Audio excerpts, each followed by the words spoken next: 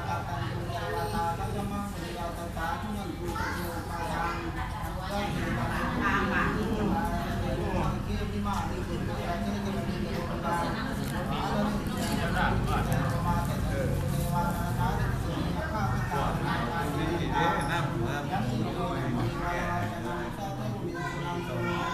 สาธุสาธุสาธุจักรวาลทั้งหลายขอเจริญอาชีพเงินเขามาเงื่อนใดเกศพวกข้าวันแน่นะคุณสุวรรณเกียรติตลอดห้องซึ่งเวลาเราทำงานซึ่งทะเลที่ในมีมากต้องขาดครับเราจะจำไม่ได้ในนี้ก็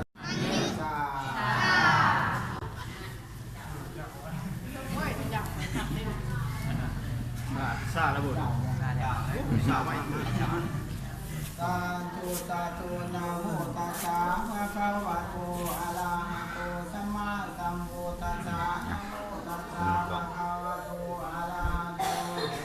สัมมาสัมพุทธัสสะนะโมตัสสะภะคะวะโตอะระหะโตสัมมาสัมพุทธัสสะพุทธังอายุวัฒนังเตจิตังยาวานิพนังสรณังคาจามิธัมมังอายุวัฒนังเตจิตังยาวานิพนัง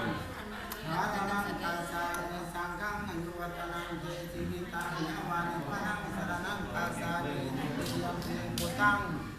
อายุวัฒนังเตจิตังยาวานิพนังสรณังคาจามิตุติยัมปิสังฆังอายุวัฒนังเตจิตังยาวานิพนังสรณังคาจามิ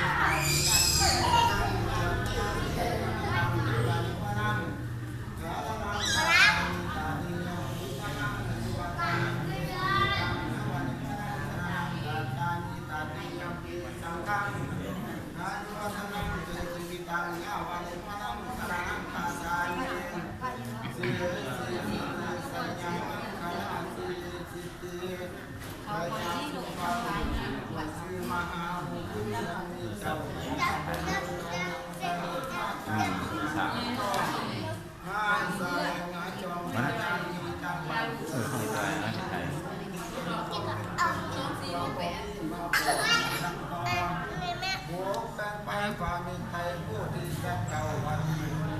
บริบูรณ์เจ้าสามผู้ที่ทรงสร้างความโหดร้ายกันก่อนความนั้นกรณี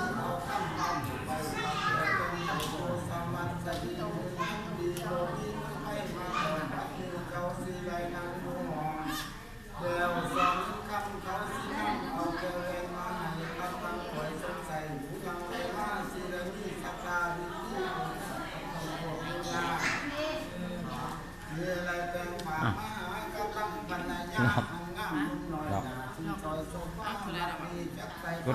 นาเตเดินนาเก่าจักเป็นเก่าห้าไม่เพื่อนนี่แต่เพียงทางเหยื่อทางหน้าแกงตรงหมากับน้ำมันทิ้งพวกที่หาคนมุ่งเป็นดีกว่าเลยเอาปลาลันครัวดอนดอนเดินไปก่อนเล่นเสาวันกันเสาชุนเดียวเก่าไม้บางคงที่ว่าเป็นเขาที่เขาไม้เดินไปคงจะเขาลงเข้ามาสอบไปโอใหม่ด้านหลวงดีมันที่สีเอาเป็นเสาเฉยคนไทยต้องทับไปกองนับดีสักต้องมาจากในคำว่าพูดเราคนสุดเสาวันเป็นผู้ที่เกิดจูกลางไปกินนอนเลี้ยงมันงามมันก้อนกินแกงผูกไว้จัดอะไรมาจากที่เสาไปหาเอาหัวยุบหัวยุบที่มันเข้าป่าไปนาหลายเวลาปีเดือนติดต่อหลายคนมือพวกเราแน่งามเล่นเขาย่างง่ายปลาเบามือสิบเลยมือไปสองมือไปมันย่างเขาปลาใหญ่เพียงหน่อยใช่โอ้ยังสูดไปเป็นยังไง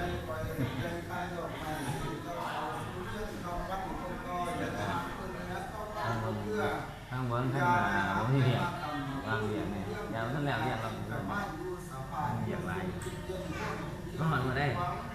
จังให้บอยนี่มาบ่อยจะไข่บอยนี่มาเยอะกว่าเลยไอ้เจ้าว่ามาลันดาสาขึ้นเอาคนนอนหลับมาลักเขามาสู่ไอ้ลูกสาวหนึ่งไงไรม้วนไงไรสองไงไรกล้วยไปเราอย่างมีสาวสามไงกองเขาคำมุกสสีไงข้ามเก่ามุกสองหาไอ้ไรเขาล่างมีไม่เนี่ยมุกสาวกกะเลยที่น้ำมันนอนเชียงคานมุกสาวเสียกะเลยกางแต่ว่าเล่นง่ายมุกสาวแก่ไอ้มันใส่น้ำมาใจ